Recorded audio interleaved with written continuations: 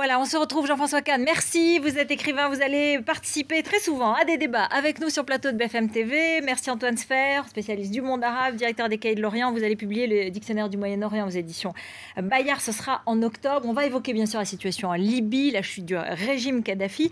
Mais un tout petit mot, parce que l'actualité, elle continue ce soir et elle est dans un autre dossier aussi, Jean-François Kahn, que vous connaissez bien. Dominique Strauss-Kahn, Nafissatou Diallo qui a rendez-vous avec le procureur Cyrus Vance Jr. Les charges qui pourraient être abandonnées. Vous avez vécu de près cette affaire. Qu'est-ce que vous ressentez aujourd'hui? Qu'est-ce que vous vous dites? L'affaire est peut-être terminée demain? C'est possible, enfin, oui et non. Si les charges sont abandonnées, bon, ça veut dire qu'on ne reconnaît pas, enfin, on considère qu'il n'y a pas de preuve qu'il ait commis un crime, qu'il est un viol, une tentative de viol. Moi, j'ai toujours pensé, c'est ce que j'ai essayé de dire, qu'il n'avait pas commis, je ne croyais pas qu'il avait commis un viol ou une tentative de viol. Mais ça ne retire rien, je tiens à le dire, au fait que la façon dont je l'ai exprimé était inadéquate, était inappropriée, était condamnable. Donc vous refaites votre mea culpa ce soir. Non, mais je veux dire, ne croyez pas que dans ce cas-là, je vais dire « Ah, je l'avais bien dit ».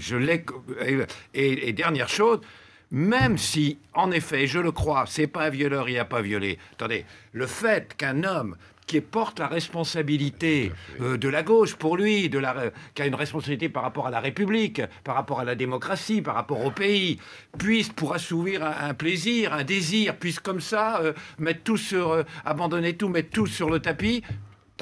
Pour moi, la politique est finie pour lui. Merci. Alors Jean-François, on en reparlera évidemment ces prochaines semaines, mais je voulais surtout qu'on parle de la Libye à cette heure-ci, puisque on le dit, peut-être Antoine Sfer, vous avez des informations. Mouammar Kadhafi introuvable. La Maison-Blanche dit qu'elle n'a pas de preuve qu'il a quitté Tripoli, donc il y est peut-être. Gérard Longuet qui affirme que le régime de Kadhafi est tombé. Vous confirmez tout cela? Oui, bien entendu. Aujourd'hui, ce n'est plus Kadhafi qui est important. À mon avis, il est en train de se terrer quelque part. Vaut mieux l'avoir vivant, mais je ne suis pas sûr qu'on y arrivera. C'est aujourd'hui que tout commence. À partir du moment où les forces de l'OTAN se sont coalisées pour faire tomber le régime, on était sûr que le régime allait tomber. Mais la question était quand? Et ça a duré beaucoup plus qu'on ne nous l'avait dit. Donc il est certain aujourd'hui que au-delà de Kadhafi, que va-t-il se passer? N'oubliez pas une chose, Ruth Elkriès, c'est que à la différence de la Tunisie et de l'Égypte, où il y avait une société civile, où il y a une société civile, en Libye, il n'y a pas de société. Il n'y a pas de. C'est un puzzle. Des tribus c'est un puzzle tribal et régional. Et régional. C'est avant tout ça. Kadhafi tenait cela par une redistribution d'une partie des richesses. Il tenait cela aussi par la terreur. On a très vite oublié, on a la mémoire courte, les opposants et le parapluie bulgare. On a tous oublié la manière dont il tenait cette unité entre les tribus. Donc aujourd'hui, la question c'est comment va-t-on faire? Justement, Jean-François Kahn, sur ce plateau, avant les vacances, vous nous avez exprimé vos doutes un peu sur la guerre, alors que vous l'aviez approuvée dans un premier temps. À un moment donné, vous avez commencé à dire « c'est long, je me pose des questions », et vous étiez une des seules voix, il faut le dire.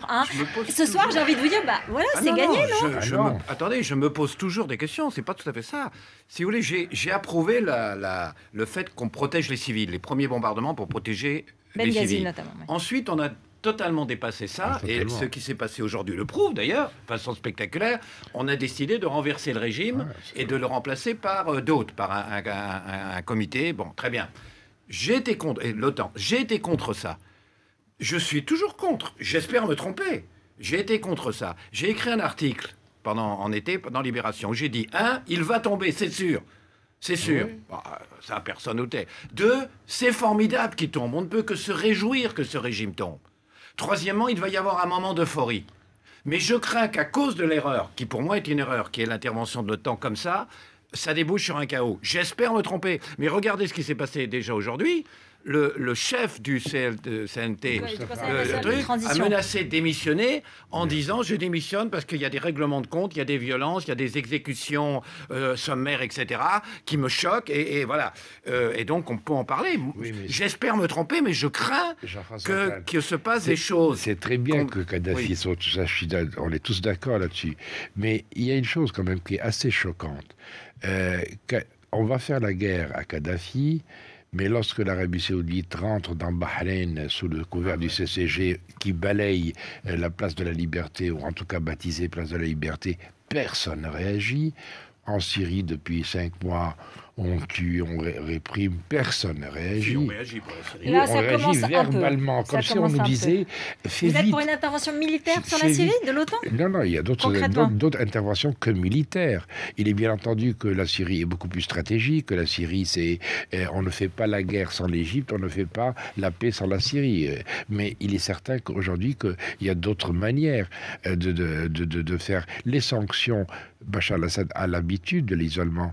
Donc l'isolement international, ça l'a... Les Syriens nous demandent de ne pas intervenir. C'est très intéressant. Bien entendu. Oui. Pourquoi? Parce que vous croyez... Ça veut dire quoi? Ça veut dire qu'aujourd'hui, cette victoire des rebelles libyens... C'est la victoire de l'OTAN. Alors justement, voilà. Est-ce que c'est la victoire de l'OTAN seulement ou c'est la victoire un peu du peuple libyen aussi? C'est quand même la victoire.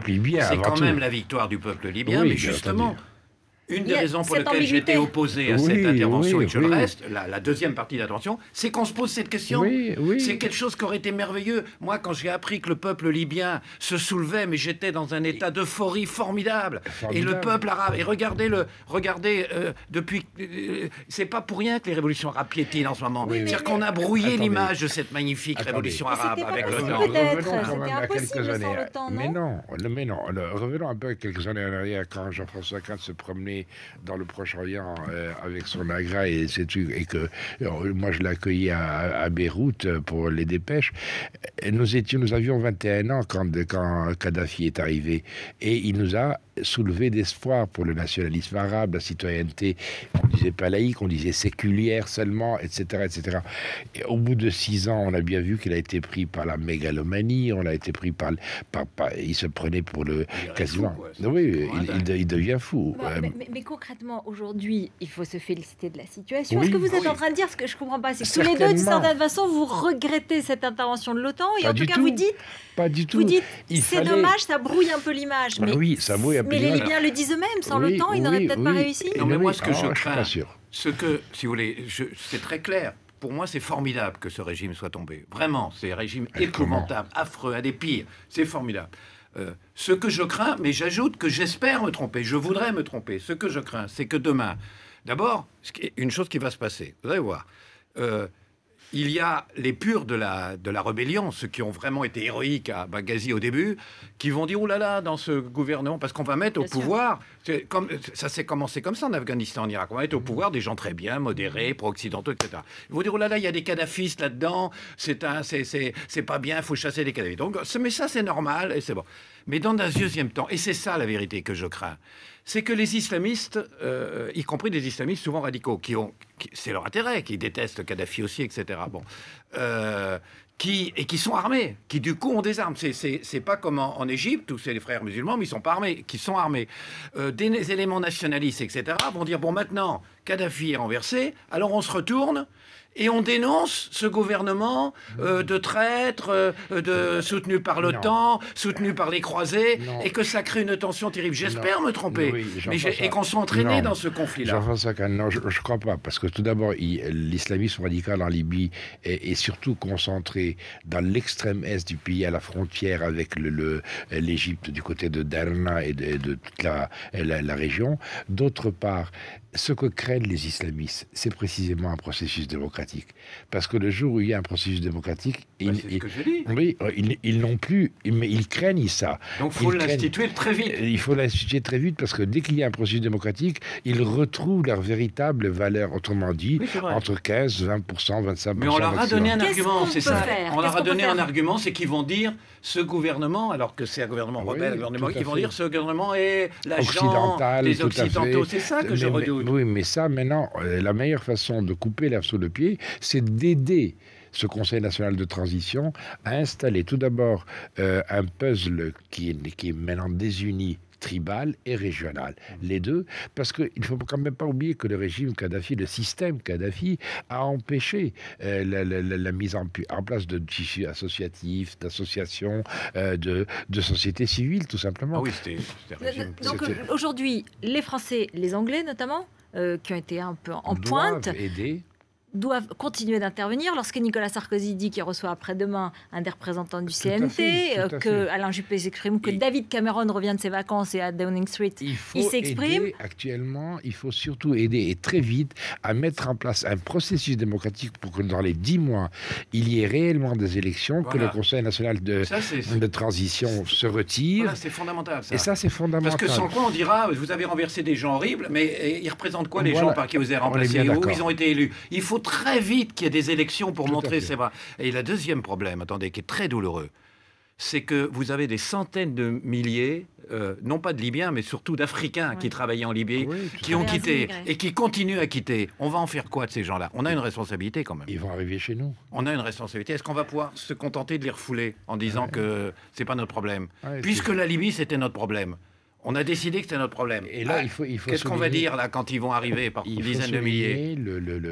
Vraiment la formidable attitude du peuple tunisien qui a reçu près de 400 000, plus de 400 000 Libyens, et ils ne les ont pas refoulés, alors que nous avons commencé à pleurer quand ils sont arrivés à Lampedusa. Ça, il faut quand même le souligner d'une manière très nette. Ce qui se passe en Tunisie et en Égypte aujourd'hui, qui n'est pas très clair quand même, qui est compliqué, qui reste compliqué. Mais non. Attendez, est-ce que vous voulez qu'on fasse des élections du jour au lendemain? En Tunisie, elles sont prévues au mois d'octobre. Il y a des élections législatives pour la constituante. C'est clair, net et précis. En Égypte également, il y aura des élections législatives suivies en décembre des élections présidentielles. Donc tout ça est très clair. Le tout, il y a une chose qui est formidable dans ce qui se passe dans cet espace arabe. C'est qu'en général, il y a toujours un homme salvateur.